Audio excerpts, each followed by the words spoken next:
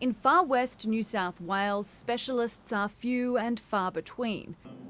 Doctors from Sydney sacrifice their private practice income to treat people facing some of the worst health outcomes in the country.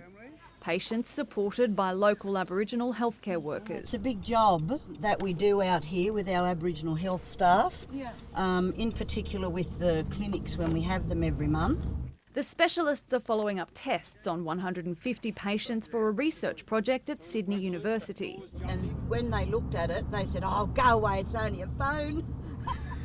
And they thought we were pretending.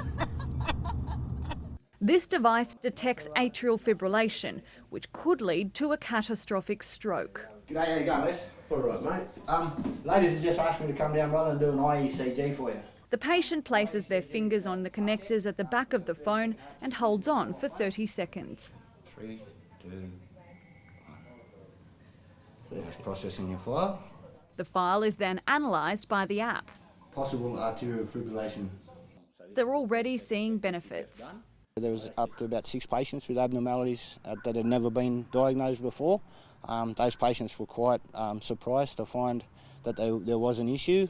In Indigenous Australians, atrial fibrillation occurs at around twice the rate than for other Australians, and it happens around 20 years earlier. It can be detected, but if it's left untreated, it can have dire consequences, including stroke, heart failure and death. So in remote places like Brewarrina and Burke, early detection is key. Okay, so Once an abnormality is picked up, the patient is referred to a specialist. Stroke as a result of atrial fibrillation can be among the most severe, but it's also easily treated if detected early. One of the worst things I have as a day-to-day practicing neurologist is to be called down to the emergency department to see someone who's just had a stroke, to find out that they are in atrial fibrillation, it was the cause of the stroke, and then to hear that the chance to detect it earlier was missed. So far the results are positive, and for the people in Brewarrina and Burke, it could be life-saving. Brooke Boney, ABC News.